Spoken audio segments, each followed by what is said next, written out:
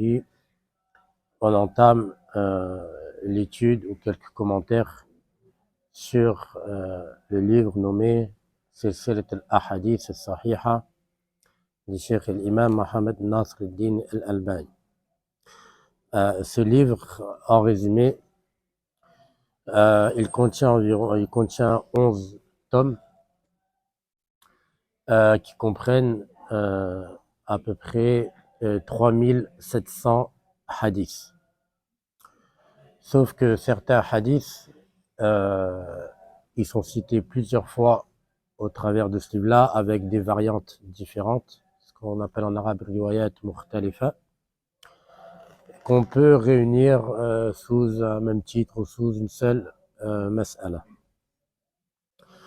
Dans ce livre-là, le Cheikh, rahimahullah, il y a mis les hadiths qu'il considère authentiques, c'est-à-dire qu'il a authentifié à certaines occasions. Chose à souligner, ça ne veut pas dire que les hadiths qui ne sont pas dans ce livre-là, forcément, lui, les considère faibles. Par exemple, dans ce livre-là, il n'y a pas tous les hadiths de Sahih al-Bukhari. Ça ne veut pas dire que tous ceux qui les a mis, lui, va les considérer faibles. Il les a mis comme ça à certaines occasions, il n'y a pas de règle particulière. Dès qu'il considérait que c'est bien de le mettre, il le mettait.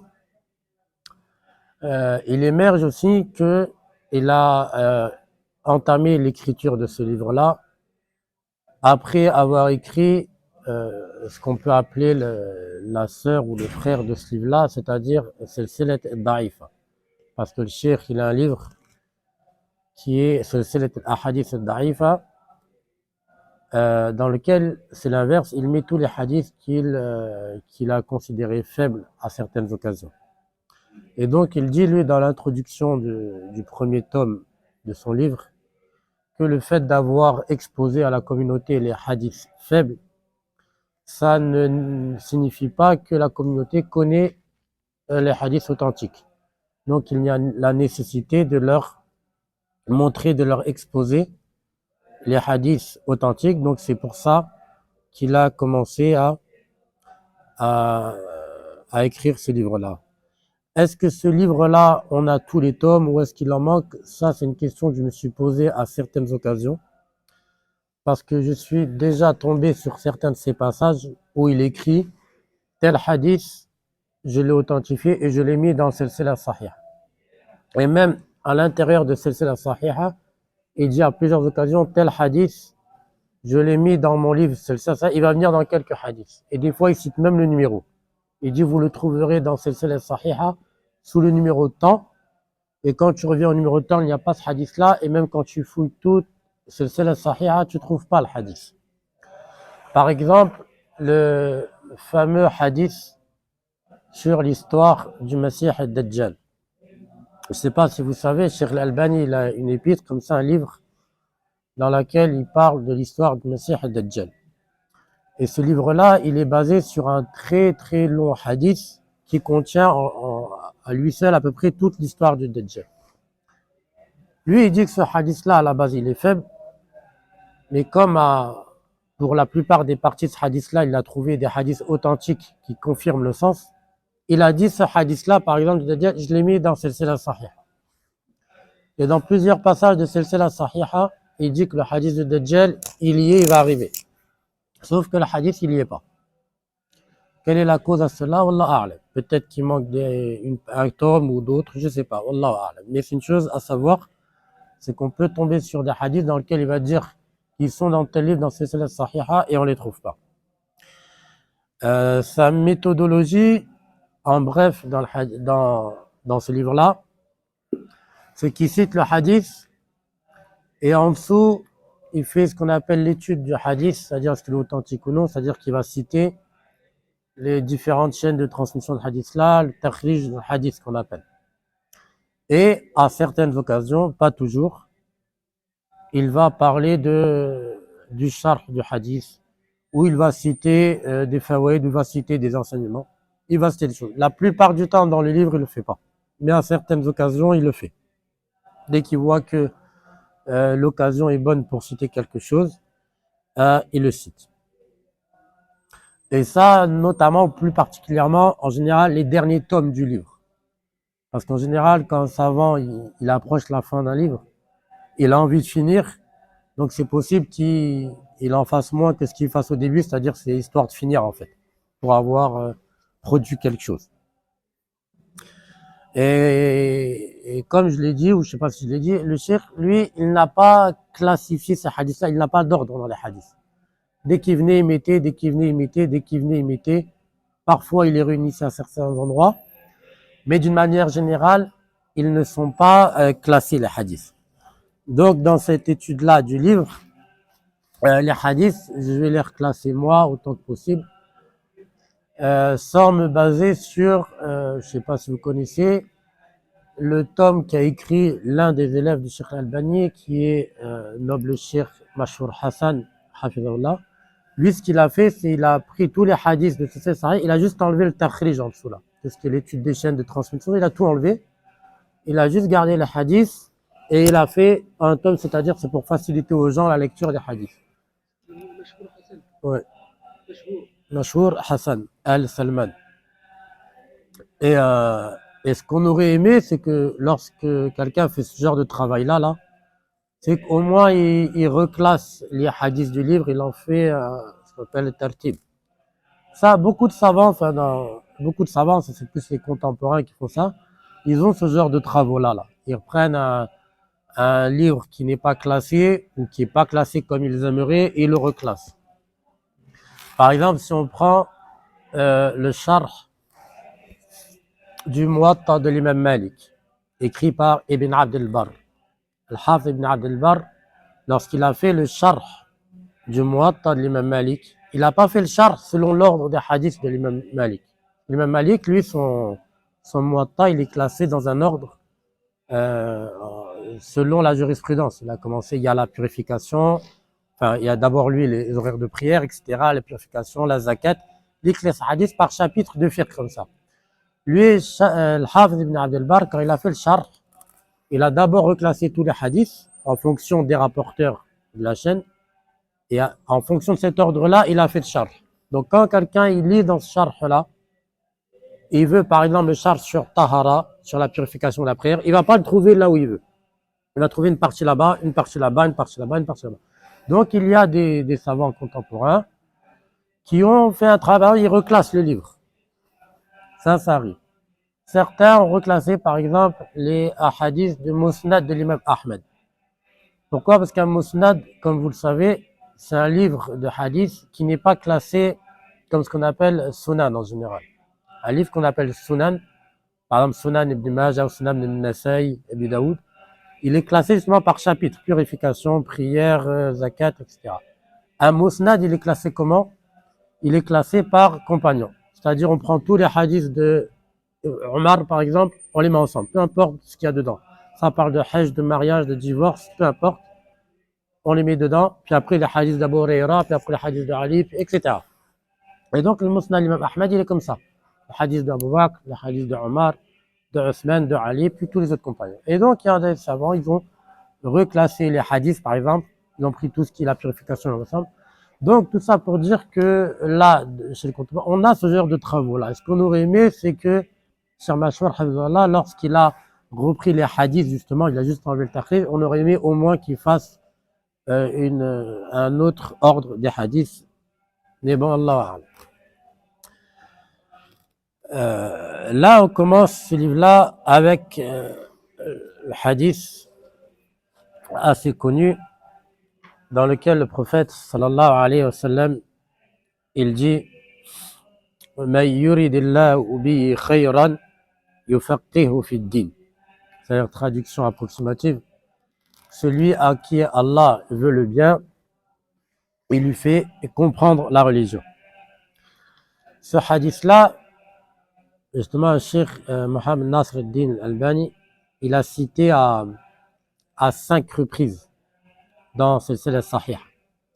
Une fois comme ça, c'est-à-dire maqsouran ala hadhihi jumla, c'est-à-dire il a cité que ce hadith-là comme ça, là, ma yuridillahu bihi khayran yufaqihu fi ad-din. Et les 4 autres fois, le hadith il est venu avec un autre enseignement dans le hadith. C'est-à-dire il n'est pas que ça, il y a autre chose dans le hadith. Et les 4 autres fois, à chaque fois, il y a un enseignement différent. Les 5 fois où Cheikh Al-Albani il a cité ce hadith-là, les 5 fois, le hadith il est rapporté selon Muawiyah ibn Abi Sufyan. Celui qui est cité tout seul comme ça, là, Ma yuridillahu bihi khayran yufaqihu fi ddin, il dit Cheikh qu'il est rapporté par plusieurs compagnons, dont Muawiyah. Il est rapporté aussi par Ibn Abbas, par Omar et par Abu Hurayra. Mais en somme, il est aussi rapporté par Muawiyah, c'est ce qui nous intéresse. Et les 4 autres aussi par Muawiyah. Mais à chaque fois, c'est un rapporteur différent qui le rapporte de Muawiyah. C'est-à-dire, quand on réunit ce qu'on appelle turuq hadha al-hadith, c'est-à-dire les chaînes différentes de ce hadith-là, on s'aperçoit que Muawiyah, lui, il a environ près de 20 rapporteurs qu'il rapporte de lui. Allez, après Muawiyah, il y a 20 tabi'i à peu près qu'il rapporte de lui, avec des variantes différentes, qui en gros reviennent aux 4 qui vont arriver là.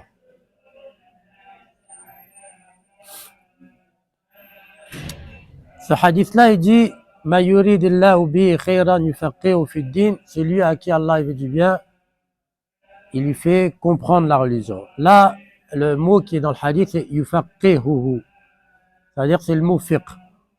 Et nous, ce qu'on connaît de notre langage là en sharia, c'est que le fiqh, c'est ma'rifat al-halal wal-haram, c'est-à-dire dans le sens, ça rentre pas la aqidah, ça rentre pas la biographie du prophète sallallahu alayhi wa sallam, ça rentre pas le hadith, etc., etc. Sauf que ça, c'est une différence à faire entre ce qu'on appelle al-alfaz al-shar'iyya ou al-mustalahat. C'est-à-dire, il se peut que shar, c'est-à-dire le Coran ou la Sunna, emploie un terme avec une définition, puis après, au travers du temps, les savants, eux, se servent du même mot, mais avec une restriction ou avec une définition particulière. Et c'est ce qui est arrivé à ce terme-là. Al-fiqh, dans le langage du Coran et de la Sunna, ça signifie en général la compréhension. Comme quand Allah Azza wa Jalla dit dans le Coran, La yakaduna yafqahuna qawla. Ou justement, dans ce hadith-là, quand le prophète sallallahu alayhi wa sallam dit Ma yuridillahu bihi khayran yufaqihu fi ddin, ça ne veut pas dire juste le fiqh, le halal, le haram, ça veut dire de manière générale la compréhension. Et ça, c'est venu même dans une des versions du hadith rapportée par Omar, c'est-à-dire de la voix d'Omar ibn Khattab.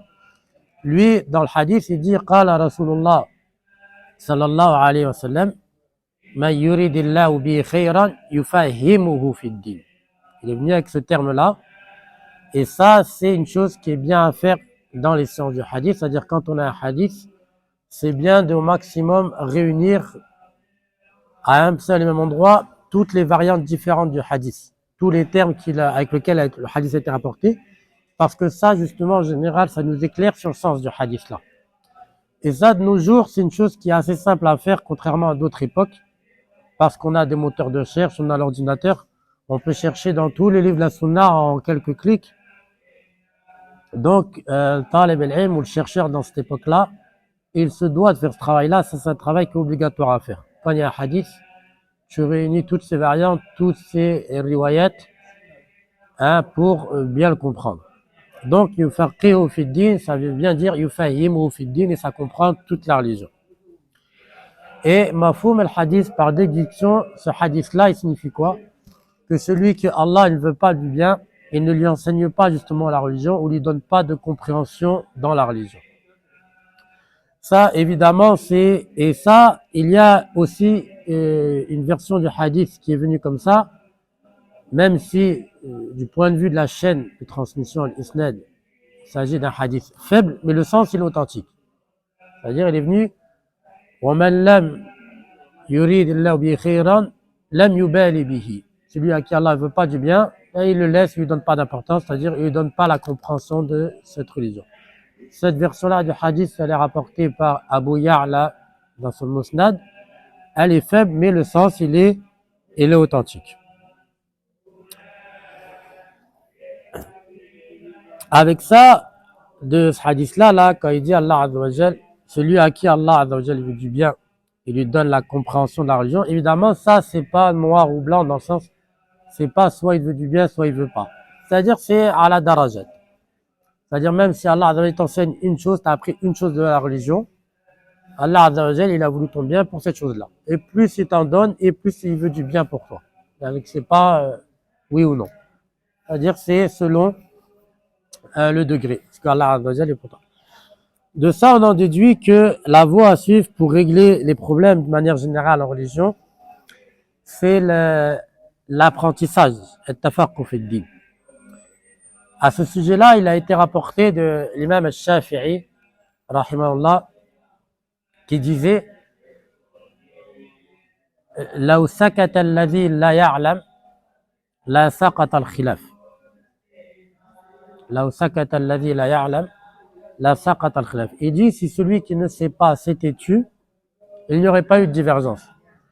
Comme si à la base la divergence qu'il y a dans la communauté, c'est parce que ceux qui se sont avancés, soit ils ne sont pas instruits dans la religion, soit ils ne sont pas instruits correctement. Ils n'ont pas été jusqu'au bout des choses. Donc justement, de ça, on en déduit que le fait de ne pas s'instruire dans la religion d'Allah Azzawajal, c'est la principale cause de divergence dans la Ummah.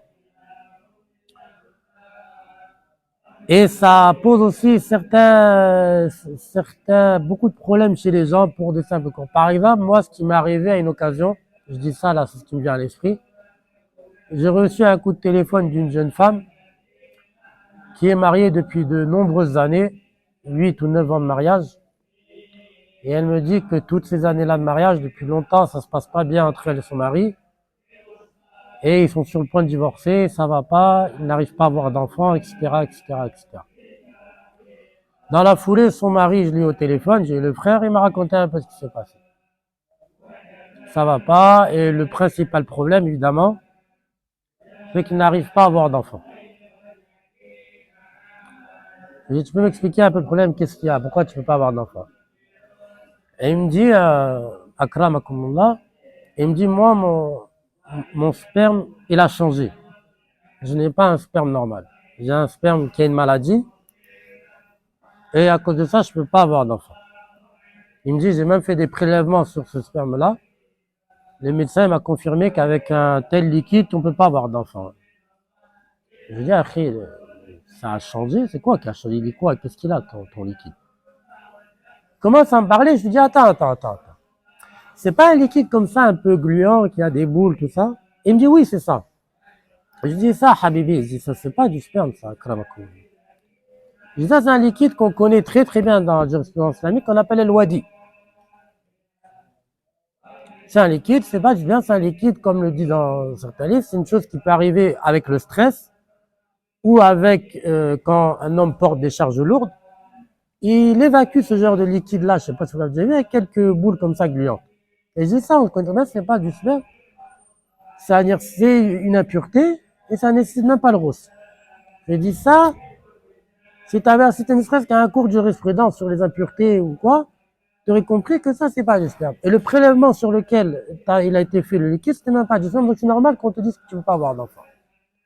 Regardez comment rien qu'un mariage, il a été gâché, ils ont arrivé à là les problèmes, juste parce qu'il ne sait pas que il y a 3 liquides qui peuvent sortir de l'homme, qui sont le wadi, le mani et le mazi. Rien qu'à ne pas apprendre cette divergence-là, ils sont entrés dans de longs problèmes de couple. Allah al-Musta'an. Donc, le hadith là, ma yuridillahu bi khayran, il a été rapporté avec 4 autres variantes. Une fois, il a été rapporté avec un dua.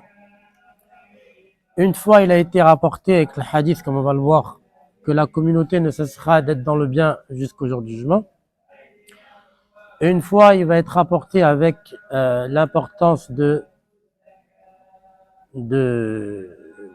prendre l'argent halal, et il va mettre en garde contre tamaduh, c'est-à-dire les éloges, le fait de faire des éloges aux gens ou de recevoir. Et le dernier variante, il va venir avec un hadith, une manière de distinguer le bien du mal, al-khayru aada, comme on va le voir. Donc, ça va être le deuxième hadith que Cheikh Al-Albani va citer comme ça. Selon Mohammed bin Ka'b al-Qurazi, selon Muawiyah. Parce que comme on dit, tous les hadiths ils sont rapportés selon Muawiyah. Donc là, c'est Mohammed bin Ka'b al-Qurazi, عن معاوية, alors qu'il était sur le minbar, قال معاوية على المنبر اللهم لا مانع لما أعطيت ولا معطي لما منعت ولا ينفع ذا الجد منك الجد ومن يرد الله به خيرا يفقهه في الدين. سمعت هؤلاء الكلمات من رسول الله صلى الله عليه وسلم على هذا المنبر. Donc il apparaît que Muawiyah, lorsqu'il a fait cette khutbah là où il a dit le hadith comme ça, il était sur le minbar à Médine, dans la mosquée du prophète sallallahu alayhi wa sallam. Donc le dua il dit Allahumma la mani'a lima a'tayta wa la mu'tiya lima mana'ta, c'est-à-dire à peu près le sens, voilà, rien n'empêche ce que tu as donné et personne ne peut donner ce que tu as empêché ou interdit. Ça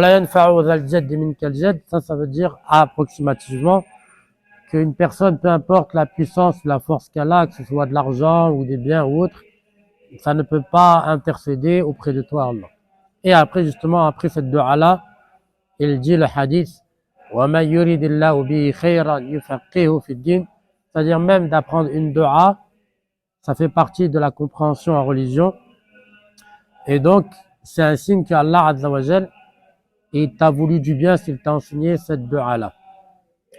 Et évidemment, chaque fois que tu reconnais ou que tu vois qu'Allah Azza wa Jal t'a donné une compréhension en religion, la chose à faire, c'est shukr, c'est-à-dire de remercier Allah Azza wa Jal.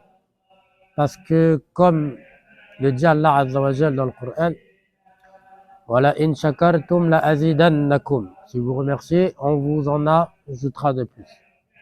Même l'imam Abu Hanifa, rahimahullah, il disait, je n'ai eu la science qu'en remerciant Allah Azza wa Jal.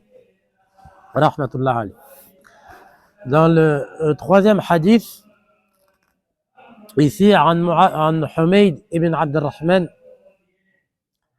il dit, قال سمعت معاوية بن أبي سفيان خطيبا, c'est-à-dire encore une fois sur le minbar, يقول, en disant, سمعت رسول الله صلى الله عليه وسلم يقول من يريد الله به خيرا يفقهه في الدين وإنما أنا قاسم والله يعطي ولن تزال هذه الأمة قائمة على أمر الله لا يضرهم من خالفهم حتى يأتي أمر الله.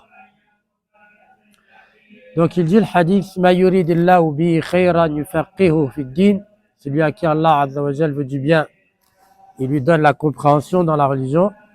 Et après il dit innama ana qasim wallahu yu'ti, c'est-à-dire il dit moi je répartis, je distribue et Allah donne.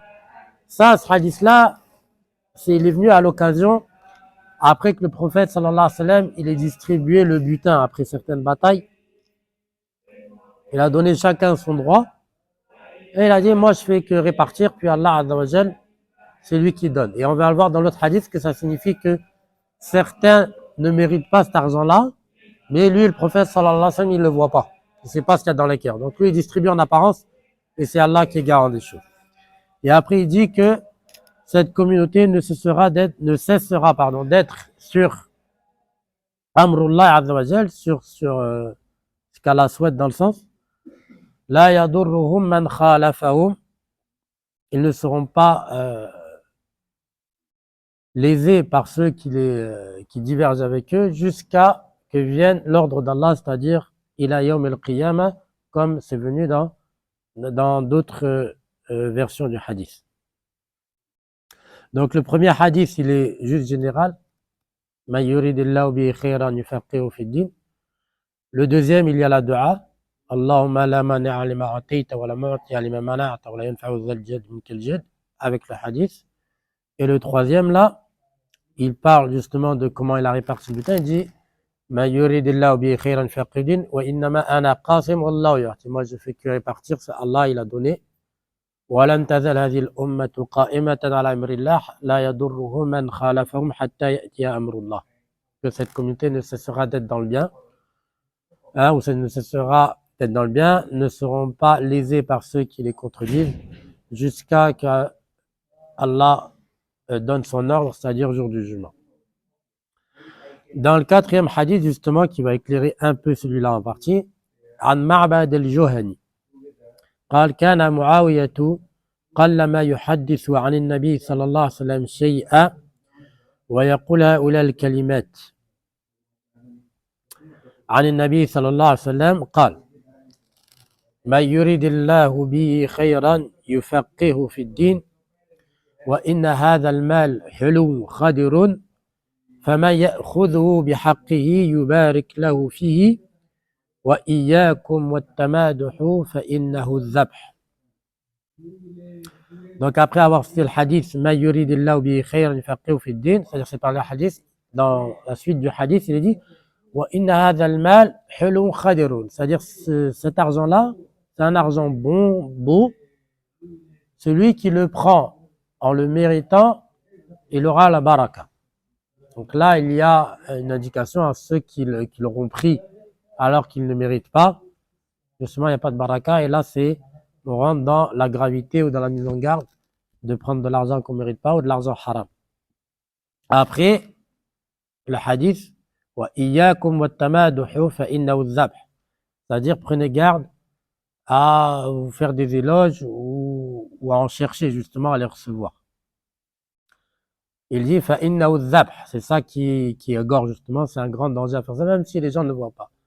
Et ça, Wallah al-Musta'an, c'est une maladie qu'il y a en particulier, qu'il y a beaucoup chez des gens de science, soit les étudiants en sciences, ou des gens avec le Coran ou autres, yani, ils cherchent ce qu'on appelle l'ishara bil banan, c'est-à-dire ils cherchent à être montrés du doigt, à recevoir des éloges, on dit un tel, et il est là le grand danger. Dans un hadith rapporté par Al-Bazzar dans son Musnad, il y a un hadith dans le sens-là qui dit, le prophète sallallahu alayhi wa sallam, إِذَا رَأَيْتُمُ الْمَدَّاحِينَ فَحُثُّوا عَلَى وُجُوهِهِمْ بِالتُّرَابِ. Si vous voyez des gens qui viennent vous faire des éloges, il dit jetez-leur de la terre sur le visage. C'est-à-dire à quel point c'est un danger de recevoir des éloges, et notamment justement avant tout d'en chercher.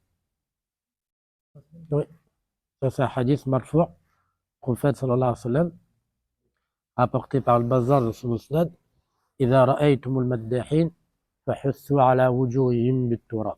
Et normalement, si je ne me trompe pas, il va passer avec nous au fil de Silsila Sahiha, ce hadith-là. Et là, le hadith-là, justement, il va dans ce sens-là aussi. وَإِيَّاكُمْ وَالتَّمَادُحْ فَإِنَّهُ الذَّبْحُ. Attention aux éloges parce que ça égorge. Zabh.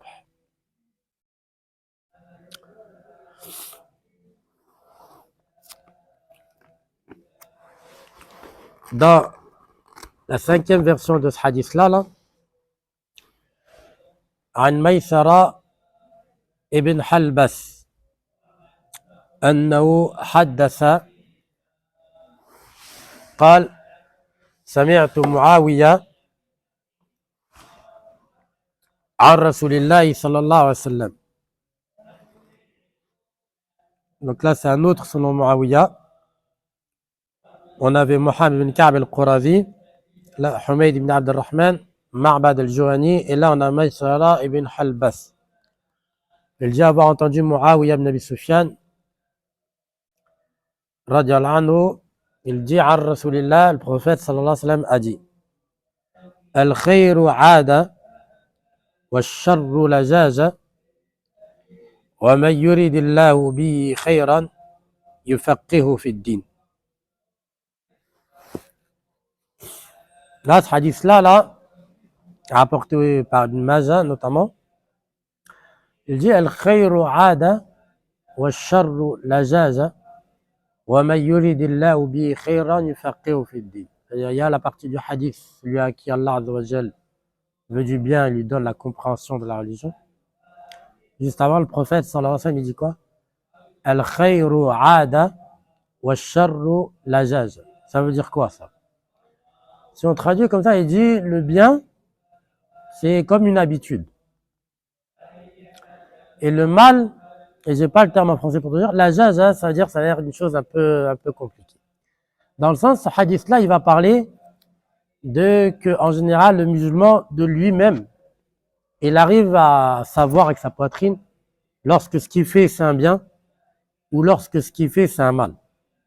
Et il va dire le bien, Ada, c'est une habitude. C'est-à-dire, tu le sens en toi, c'est facile à faire, c'est comme si une chose que tu fais par habitude.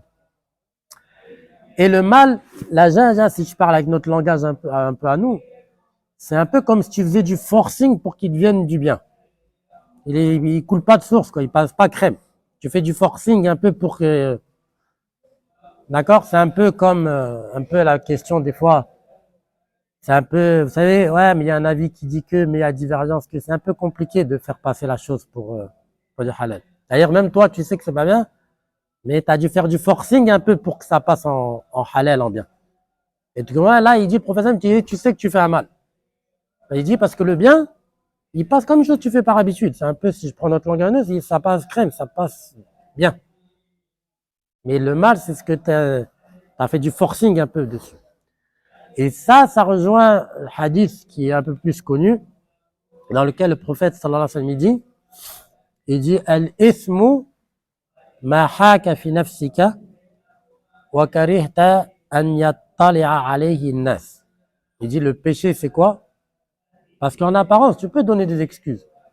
Il y a ci, il y a ça, il y a une divergence, il y a un avis qui dit que, mais pourquoi? Parce que c'est, il dit c'est quoi le péché? Il dit c'est ce qu'il y a dans ta poitrine qui gêne comme ça et que tu réprouverais que les gens le sachent ou le voient. Ça veut dire ça, justement, c'est une méthodologie de vie que le prophète, sallallahu alayhi wa sallam, il donne. Et pour reconnaître, tu sais toi-même quand est-ce que tu fais un bien ou quand est-ce que tu fais un mal. Il y a le khayru ada, le bien, c'est doux comme une chose que tu as l'habitude de faire. Et le mal, justement, l'ajaj, parce que le mot l'ajaj en arabe, ça revient un peu comme une chose avec laquelle, une chose qui aime se disputer, justement, qui aime des querelles.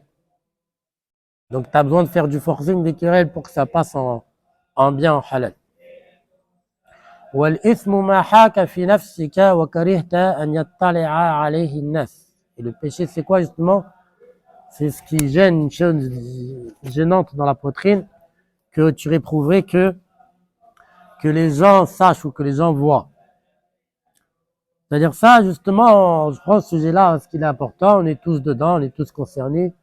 C'est ce qu'on appelle justement, chez certains savants, tatabur rukhas. C'est-à-dire c'est-à-dire il y a des sujets où les gens et vont justement chercher justement juste la vie qui facilite ou la vie qui les intéresse pour justifier ce qu'ils font. Et justement, les savants, ils appellent ça tatabur rukhas. C'est-à-dire les gens, dans chaque sujet différent, ils vont chercher ce qui l'intéresse. Comme ça, il se justifie. Et vous connaissez sûrement la parole de l'imam Ahmed rapporté à ce sujet-là, quand il dit وَمَنْ تَتَبَّعَ الرُّخَص فَقَدْ تَزَنْدَقَ. Il dit que celui qui cherche justement les rukhas, c'est faciliter la religion. Tazandaq, c'est un peu comme les personnes qui réprouvent la religion, qui détestent la religion. Ça arrive à la limite du kufr. فهذا الحديث, en résumé, comme on l'a dit, il a été rapporté à 5 reprises dans ce livre-là, c'est la Sahiha. Une fois général comme ça, ma yuridillahu bihi khayran yufaqihu fi din, rapporté par plusieurs compagnons. Et ici, dans c'est la Sahiha, sachant qu'il y en a d'autres qui le rapportent. Mais le cheikh, il a cité que cela. Puis, il est venu avec 4 autres variantes à certains moments. Une fois avec la dua, Allahumma la mani'a lima atayta wa la mu'ti'a lima mana'ta wa la yanfa'u dhal jadd minkal jadd. Wa ma yuridillahu bihi khayran yufaqihu fi din. Après, il a été rapporté à l'occasion de la répartition du butin. Wa innama ana qasimun wallahu yu'ti. Moi, je fais que répartir, Allah donne. Wa lan tazal hadhihi al-ummatu qa'imatan ala amri Allah la yadurru man khalafahum hatta ya'ti amrullah.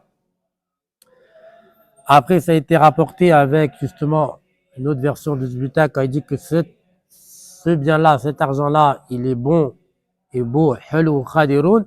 Celui qui le prend en le méritant, yubarak lahu fi, c'est-à-dire il aura la baraka fi. Wa iyyakum wat tamaduh fa innahu dhabh. Et avec attention aux éloges, car c'est dhabh. Et enfin, il a été rapporté avec la version la dernière qu'on a citée, al khayru ada wa sharru lajaja. Tout ça pour dire que à tous les sujets de religion, il convient de rappeler ce hadith-là, ma yuridillahu bihi khayran yufaqihu fi din, que ce soit une dua, que ce soit une méthodologie de vie, que ce soit mise en garde justement sur